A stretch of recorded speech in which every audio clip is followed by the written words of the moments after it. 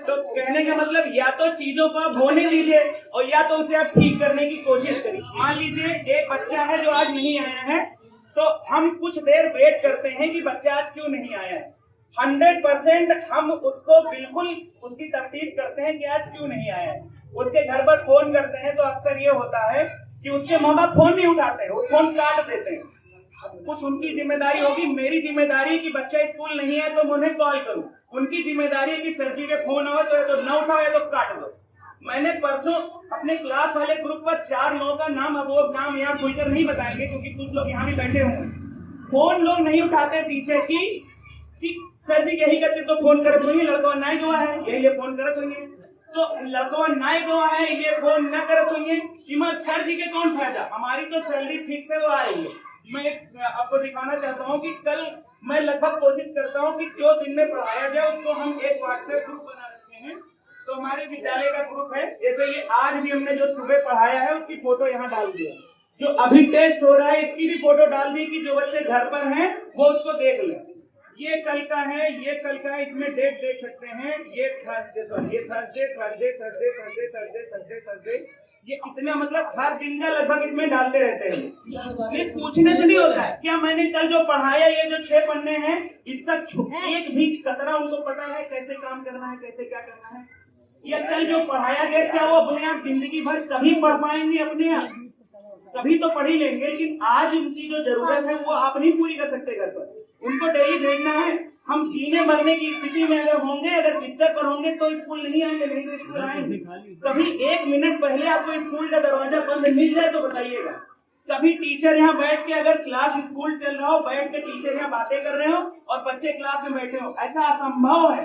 हमारे यहाँ school time है तो बच्चा क्लास में है तो टीचर क्लास में रहेगा, और छुट्टी का टाइम है तभी छुट्टी होगी। कभी 1 मिनट पहले नहीं छोड़ते हम लोग कि हम 9 बजे खड़े होकर के खुद गा करके प्रेयर करवा रहे हैं, अपने मुंह से गाते हैं।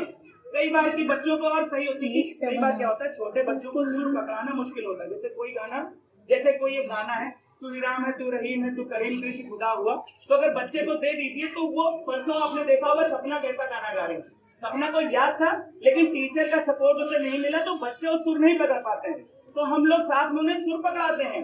तू ही राम है तू रहीम है तू करीम कृष्ण खुदा हुआ, तो ऐसे गाते हैं उनके साथ, बार बार गाते हैं। फिर बच्चों को कहते हैं हम तुम गवाओ, फिर वो जहाँ गलती करते हैं उनको हम मदद करते हैं। अब इन सब का फायदा क्या है? बहुत सारी चीजें हैं जो बचपन में हमें उनको, जैसे क्या है कि जीवन में शिक्षा ही सब कुछ नहीं है, संस्कार बहुत बड़ी चीज है। अगर बच्चा बहुत पैसा वाला हो जाए, अगर आपका सम्मान न करे, आपको अदब न करे, आपकी सेवा न करे, आपकी बात न माने, उसके अंदर शिष्टाचार नहीं है, वो बड़ों का आदर न करे, वो समाज के बारे में अच्छा न सोचे, सबके बुराई सोचे, हर किसी के चोरी मक्कारी डकैती उसके मन में आ जाए, तो बहुत से लोग पैसा कमा करके भी दुनिया में मान सम्मान नहीं पाए हैं। बहुत से लोग पैसा ना हो करके भी दुनिया में बहुत मान सम्मान पाए हैं, लेकिन वो हमें सिखाना है। यहाँ से हम लोग कोशिश करते हैं कि प्रार्थना सभा में हर दिन उन्हें एक बहुत अच्छी कहानी सुनाते हैं जो उनके जीवन से जुड़ी होती है, जो उनको आगे बढ़ने, उनको जीवन में क्या करना है। मतलब पढ़ाई अलग है, किताबें अलग है, बहुत पढ़ लेंगे वो, हम तो ये सोच रहे हैं कि बच्चा यहाँ से वो सब सीख कर जाए जो उसके जीवन में काम आए। तो उन सब के लिए बच्चे को यहाँ प्रार्थना सभा में आना पड़ेगा। अभी आजकल तो बहुत अच्छी स्थिति आ रही है, लगभग 80% बच्चे आ जा रहे हैं, लेकिन जो बच्चे नहीं आते, एक भी दिन बिना काम के, बिना मकसद के अगर वो बीमार नहीं है, तो अब जैसे गोड़े में दाना निकला है, तो गोड़े में दाना निकला, अगर अपने माँ बाप स्कूल आके छोड़ दे, गोड़े में दाना निकला, उससे पढ़ाई का क्या मतलब? पढ़ाई तो हाथ से होती है, दिमाग से होती है, मुंह से होती है। अब गोड़े में दाना निकला, गोड़े में मान लो सुई करेगी, वो कांटा गड़वा, तो गोड़े में दाना निकला है, गोड़े में कांटा गड़ हुआ है, 1 महीना गायब है। नानी के यहाँ चले गए, कई लड़के हैं जो नानी के यहाँ चले गए, मामा के यहाँ चले गए, पता चला आए तो बिल्कुल ब्लैंक है। तो नानी के यहाँ इतने दिन में भेजिए, नानी के यहाँ 2-4 दिन भेजिए, 7 दिन भेजिए, फिर उसके बाद आ जाए। हर चीज का समय होता है। अभी अगर वो पौधे, छोटे छोटे पौधे, इनको रोज पानी नहीं मिला तो सूख जाएंगे। जिस दिन पानी नहीं मिलेगा उसी दिन सूख जाएंगे, अगले दिन चाहे उसे पूरा ड्रम उल्ट दे हो, तीसरे दिन उनमें पत्ता ना आएंगे। इसलिए अभी उनको डेली पानी देना है, डेली सींचना है, डेली उनका जो है ध्यान रखना है, केयर बहुत जरूरी है बच्चों की।